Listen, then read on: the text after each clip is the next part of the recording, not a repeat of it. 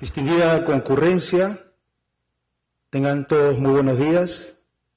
Doctor Augusto Valenzuela, le agradezco en esta ocasión la gentileza que ha tenido usted en considerarme como ponente oficial en este magno 20º Congreso en la hermosa ciudad de Guatemala.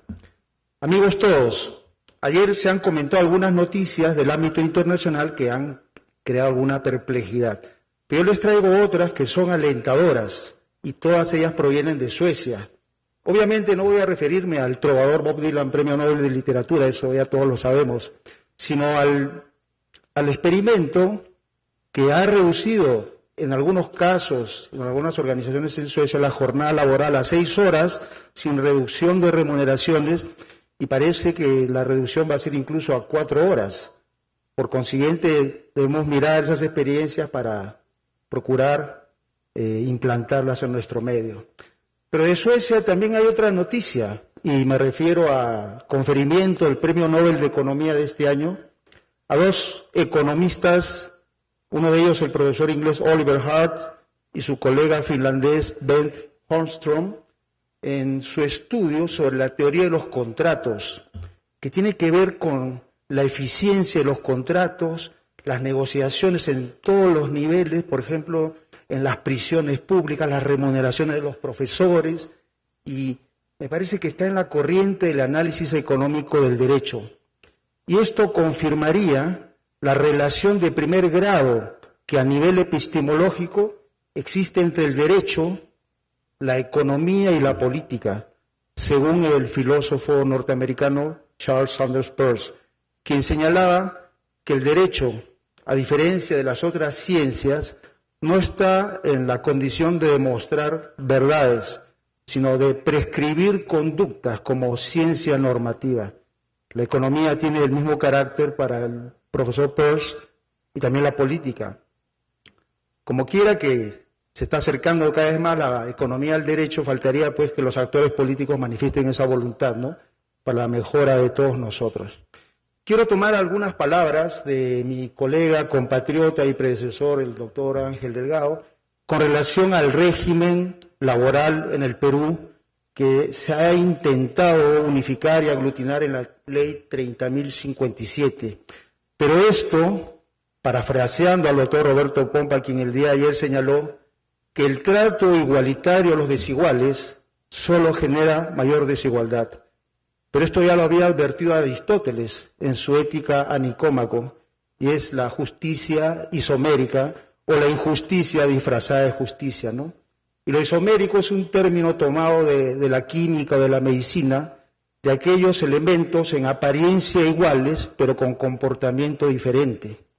Digo todo esto para referirme al caso de los profesores de las universidades públicas peruanas, sobre todo los profesores ordinarios, quienes pertenecen a un régimen especial, pero se les da un tratamiento igualitario, desconociendo el impacto que podría tener en esta pretensión que llamaríamos isomérica. ¿El profesor universitario ordinario tiene una relación laboral con la universidad empleadora? Evidentemente que sí. La jurisprudencia constitucional colombiana ha desarrollado ampliamente esta relación. Y, por ejemplo, en la nota característica de la subordinación, esta es una de tipo sui generis, puesto que la subordinación del profesor obedece únicamente al cumplimiento de horarios y a las disposiciones del empleador para que concurra a las reuniones de coordinación y cumpla con las actividades programadas. Pero en cuanto al servicio y al contenido de las clases, sabemos que no puede haber ninguna injerencia ni interferencia por la libertad de cátedra. Bien, dicho esto, nos introducimos en el tema que plantea además de manera límite la existencia que responde a una tendencia de lo que sería una nueva disciplina, el derecho laboral universitario. Claro, cuando se integran 2 disciplinas, surge una nueva siempre que esté justificada por el objeto, el tema, el asunto, lo que los alemanes llaman el Gegenstand, lo que está frente a mí, ¿no? Si llamáramos a la disciplina derecho laboral universitario, estaríamos asumiendo que es una derivación del derecho laboral. Pero en España esta disciplina lleva por nombre derecho universitario laboral. Pero no es un asunto tan solo de nomenclatura, sino que en España, con el advenimiento de la nueva Constitución y el reconocimiento de un régimen de autonomía de sus universidades, se desarrolló la disciplina del derecho universitario. Y uno de los abogados que emprendió esta tarea fue el director o el jefe del Gabinete de Asesores Jurídicos de la Universidad Politécnica de Madrid, el colega Juan Manuel del Valle, quien además en un curso que se ofreció allá por el año 2010 en la Universidad de Granada preguntaba si el derecho universitario laboral es una nueva disciplina o quizá tan solo un cóctel embriagador. Bien, dejamos esa pregunta para que ustedes la respondan al término de la ponencia.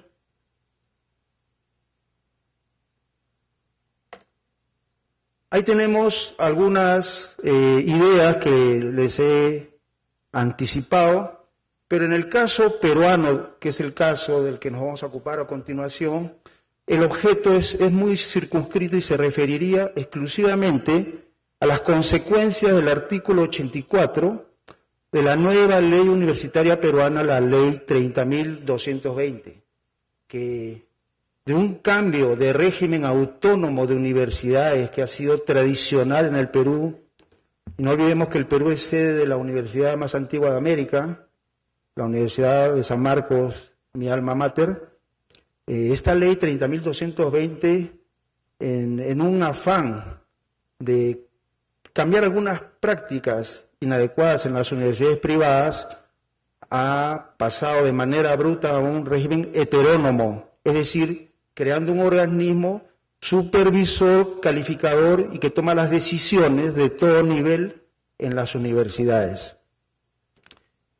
Para el caso de los profesores ordinarios, el artículo 84 de esta ley ha impuesto un límite de edad de 70 años, que es el límite que estaba recogido en las leyes del sector público, el decreto legislativo 276, ahora en la ley 30.057, pero recordemos que los profesores de las universidades públicas están sujetos a régimen especial.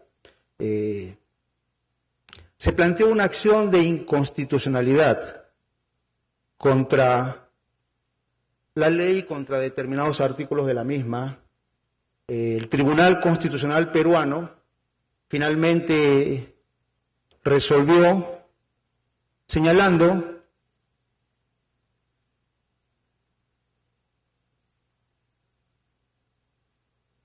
antes de continuar con el Tribunal Constitucional peruano, acá les muestro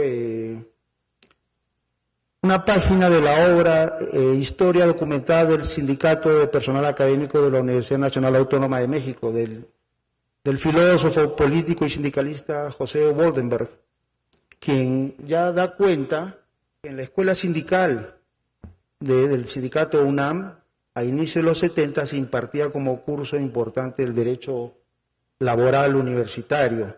Y en México ha habido un caso de connotación mediática en la Universidad Autónoma de Baja California, un profesor de Derecho Constitucional, abogado, de nombre Daniel Solorio, ha invocado para su, como dicen los abogados mexicanos, su reinstalación.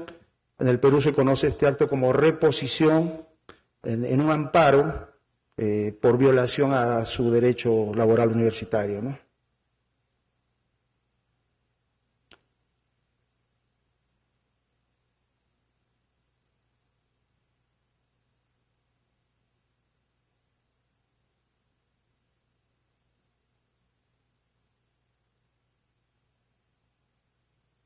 Vamos a ver, antes de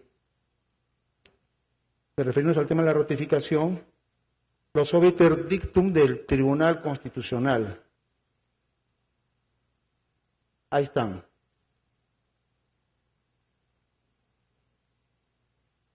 En 6 argumentos, pero el central es el que hemos resaltado en texto blanco.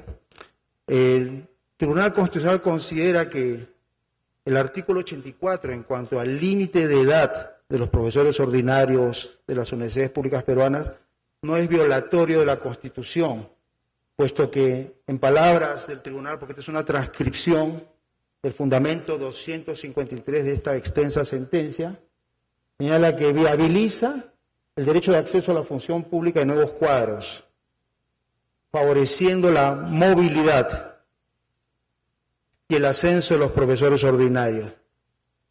Pero parece que el Tribunal Constitucional olvidó que los profesores ordinarios tienen un contrato según la categoría de cada profesor. Para el caso de los auxiliares tendrán un contrato de una duración de 3 años, los asociados tienen un contrato de 5 años y los principales un contrato de 7 años, que está sujeto a una cláusula resolutoria. Es decir, al término del contrato se produce un acto de ratificación o no del profesor, a resultas de un proceso de evaluación de los méritos académicos, de investigación y de upgrade del currículum del profesor.